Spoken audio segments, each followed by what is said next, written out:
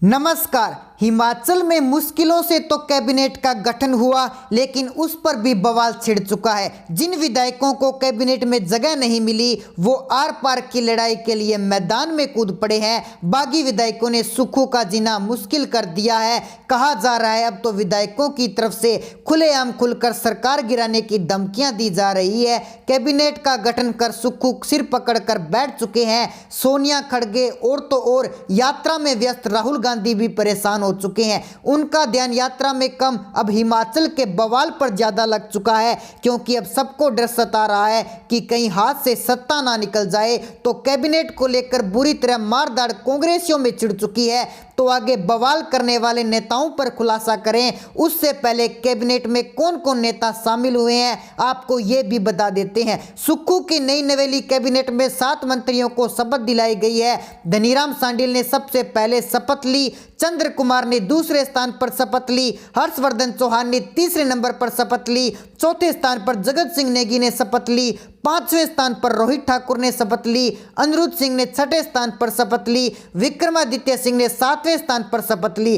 तो इन 7 विधायकों को मंत्री बनाया गया है और कांग्रेस के विवाद को शांत करने की कोशिश की गई है, क्योंकि धनीराम शांडिल काफी वक्त से दिल्ली में डेरा डालकर मंत्री पद के लिए लॉबिंग कर रहे थे। वहीं विक्रमादित्य सिंह के नाम के लिए प्रतिभा सिंह पूरा जोर लगा रही थी कि मंत्री पद नहीं मिला तो कांग्रेस का हिमाचल में खात्मा तय है। इस तरह हर्षवर्धन चौहान हो या फिर चंद्र कुमार, सभी धमकियां देकर आलाकमान के दरबार में खड़े थे। आखिर में इन लोगों की सुन ली गई और मंत्रिमंडल में जगह देकर बड़े विवाद को शांत करने की कोशिश की गई। अगर इन्हें मंत्री नहीं बनाया जाता तो सुक्खू की मुसीबत दुगनी हो जाती, इसलिए लोगों को पहले मंत्रिमंडल में जगह दे दी गई और बाकियों को दिलासा। लेकिन ये दिलासा पार्टी को महंगा पड़ने वाला है, क्योंकि बाकी विधायक बुरी तरह बवाल करने पर उतर आए हैं। वैसे तो सुक्खू ने चालाकी दिखाते हुए कैबिनेट में 3 पद खाली रख लिए हैं। ये पद बागी विधायकों के लिए लॉलीपॉप हैं, जो मंत्री बनने के लिए मारधाड़ कर रहे हैं और ज्यादा प्रभावशाली नहीं है। उन्हें रोकने के लिए नौटंकी दिखाई जा रही है कि अभी बवाल मत करो, आगे पद उन्हें दे दिए जाएंगे। लेकिन कांग्रेस और सुक्खू की चालाकी उन पर ही भारी पड़ रही है,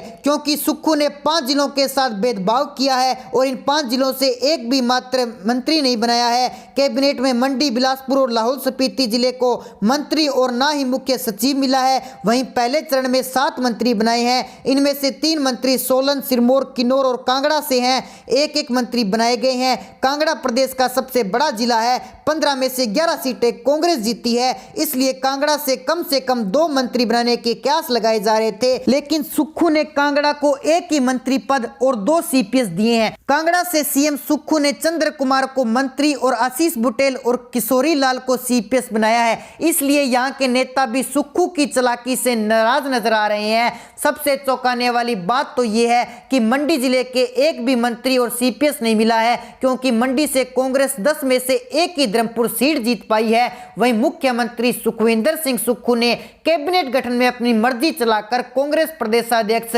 प्रतिभा सिंह को आईना दिखाया है। सुक्खू ने शिमला से 2 मंत्री बनाकर बता दिया है कि वो हिमाचल कांग्रेस के नए बॉस हैं। अंदर खाते होली लॉज नियंत्र रोहित ठाकुर और अनिरुद्ध सिंह को मंत्री बनाने का विरोध कर रहा था। इनके स्थान पर होली लॉज रामपुर से नंदलाल और रोहड़ू से मोहनलाल भट्टा को मंत्री बनाने की पैरवी कर रहा था, लेकिन सुक्खू ने इसकी परवाह किए बगैर रोहित ठाकुर और अनिरुद्ध को मंत्रिमंडल में जगह दी है। माना जा रहा है कि सुक्खू को मुख्यमंत्री बनाने के पीछे इन्हीं 2 विधायकों की रणनीति ने काम किया है। इसी वजह से सुक्खू कैबिनेट में शिमला जिले का दबदबा रहा है तो कई जिलों की अनदेखी हुई है। इसी के साथ हिमाचल में नया बवाल खड़ा हो चुका है। कहा जा रहा है कि प्रतिभा सिंह सुक्खू के फैसलों से खुश नहीं है और वो नेता भी बवाल करने उतर आए हैं, जिनकी कैबिनेट में अनदेखी की गई है, जिससे कहा जा रहा है कि अब बीजेपी की भविष्यवाणी सही साबित हो सकती है। 5 साल तक सुक्खू की सरकार चलने वाली नहीं है। सबसे चौंकाने वाली बात तो यह है कि कैबिनेट का गठन होते ही सुक्खू सरकार ने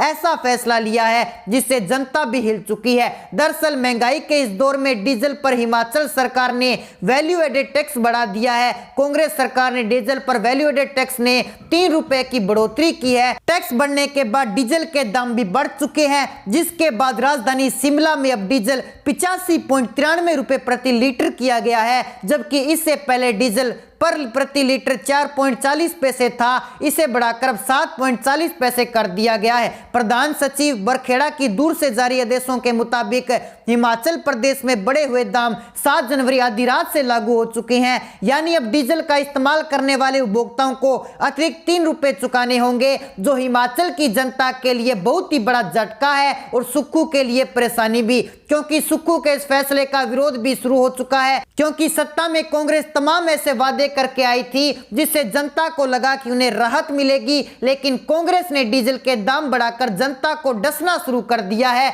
वहीं बीजेपी के पूर्व मुख्यमंत्री जयराम ठाकुर ने कांग्रेस पर तंज कसा है और कहा कि डीजल के दामों में बढ़ोतरी सीधा सीधा ये दिखाता है कि प्रदेश में माल भाड़े में बढ़ोतरी तय है और किसानों पर भी इसका बोझ बढ़ने वाला है। हिमाचल में प्रति लीटर डीजल अब 86 रुपए का मिलने वाला है। इसके साथ ही बीजेपी ने कांग्रेस के मंत्रिमंडल पर भी सवाल खड़े किए हैं और कहा है कि जो राज्य पहले से कर्ज में डूबा है उसे राज्य में सीपीएस बनाकर जनता पर सरकार ने कर्ज और बढ़ा दिया है। बीजेपी प्रदेश अध्यक्ष और सांसद सुरेश कश्यप ने वार करते हुए कहा कि कांग्रेस की सरकार ने हिमाचल की जनता को बड़ा तोहफा दिया है। डीजल में 3 रुपए की बढ़ोतरी कर उन्होंने हिमाचल की गरीब जनता पर बोझ डाल दिया है। इससे प्रदेश में महंगाई बढ़ने वाली है। जिस प्रकार से आज 13 नेताओं की नियुक्ति प्रदेश सरकार ने की है और उसमें से 6 सीपीएस बनाए हैं, उससे भी प्रदेश की आर्थिकी का बोझ बढ़ेगा। बीजेपी के साथ साथ हिमाचल की जनता ने भी सुक्खू को बुरी तरीके से घेर लिया है।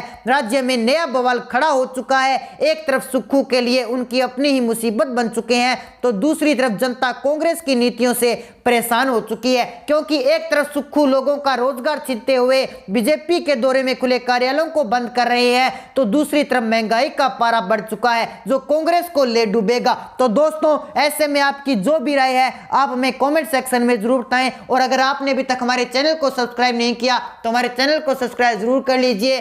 साथ ही हमारे बेल आइकन को प्रेस कर लीजिए ताकि हिमाचल से जुड़ी हर लेटेस्ट अपडेट आपको नोटिफिकेशन के माध्यम से तुरंत मिल सके। मिलते हैं एक नई अपडेट के साथ, तब तक के लिए जय हिंद, जय भारत।